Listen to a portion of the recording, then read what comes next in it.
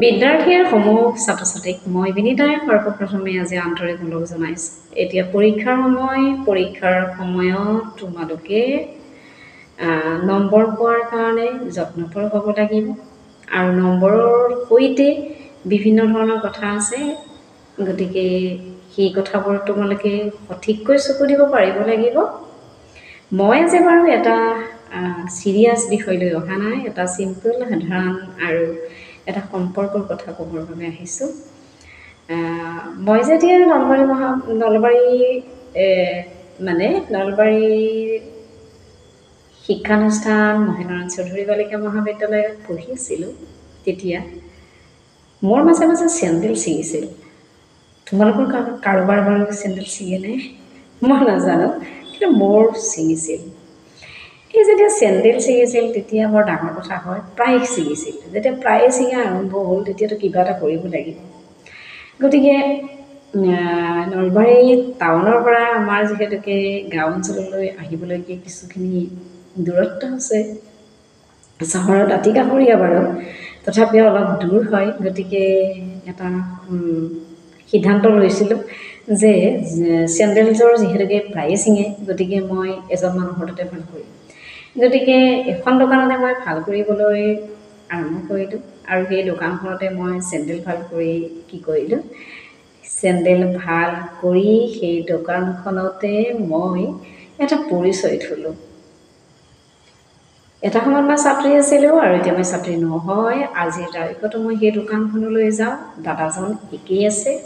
দাদাজনৰ ছোৱালী কেৱল কলেজত পঢ়ে এতিয়া, আৰু তাৰ বাহিৰে দাদাজনৰ সৈতে মোৰ সেই চেণ্ডেল ছিঙিলে এতিয়াও দাদাজনৰ তাত যোৱা অভ্যাসটো মোৰ এতিয়াও আছে।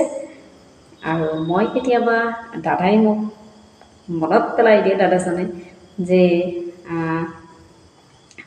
এই কথাটো কয় যে এখন দোকানতে মই ছাত্ৰী থাকোঁতে গৈছিলোঁ আৰু আজিৰ তাৰিখতো মই যাওঁ, এইটো এটা বিৰল কথা বুলি কয়। মই নাজানো, কিন্তু মই তেনেকৈ কাম কৰোঁ।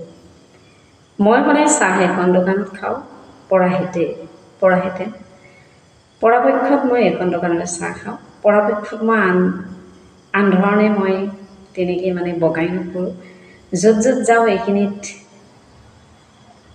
মানুহক মাত দি আহোঁ।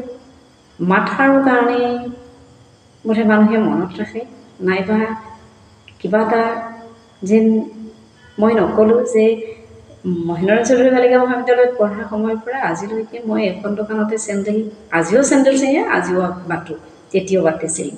গতিকে এনেধৰণে মই যিটো সম্পৰ্ক ৰাখি আহিলোঁ, মই মাত্ৰ এই কথাখিনি ক'লোঁ কাৰণ সম্পৰ্কৰ এতিয়া ভাঙনমুখিতে আমি দেখোঁ।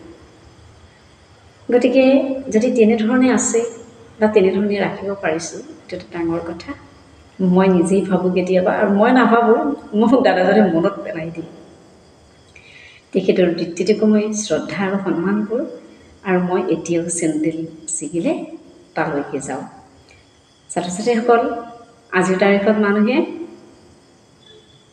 খুব কুইক, কেতিয়াবা এনেকুৱা হয় যে কোনোবাই ফোন কৰিছে, মনত ৰখা নাই, নিজৰ মানুহৰো ফোন নম্বৰটো আমি ছেভ কৰি ৰখা নাই। অৰ্থাৎ আমি কিমান দ্ৰুতগতিত আগুৱাই যাব বিচাৰিছোঁ, কিমান মানুহক তৎক্ষণাত পাহৰি পেলাইছোঁ। তাৰপিছত যদি এনেকৈ মই এখন দোকানলৈ গৈছোঁ, নিশ্চয় মোক তোমালোকে ভাল পাব লাগিব। গতিকে মই আজি এই সৰু কথাটো তোমালোকৰ মাজলৈ লৈ আহিলোঁ। ধৈৰ্যৰ ফল থাকে, ধৈৰ্য ধৰিবও লাগে। একদম দৌৰাদৌৰিকৈ ভাগৰি জুগৰি আমি যাওঁ, কিন্তু একেটা ঠাই পাবৰ কাৰণে ভাগৰি নগ'লেও হয়। ধৈৰ্য ধৰিলেও কথা নাই, জেগাখিনি পাবা, কিন্তু কণ্টিনিউ হ'ব লাগিব, ৰেগুলাৰ কৰিব পাৰিব লাগিব সেই কামবিলাক। বিদ্যাৰ্থীৰ সমূহ ছাত্ৰ ছাত্ৰীক মই পৰীক্ষাৰ আন্তৰিক শুভেচ্ছা জনাইছোঁ। তোমালোকে পাঠবোৰ কণ্টিনিউ অকণমান চাই যোৱা, সকলোৰে ভাল হওক। আজিলৈ ইমানেই, ধন্যবাদ।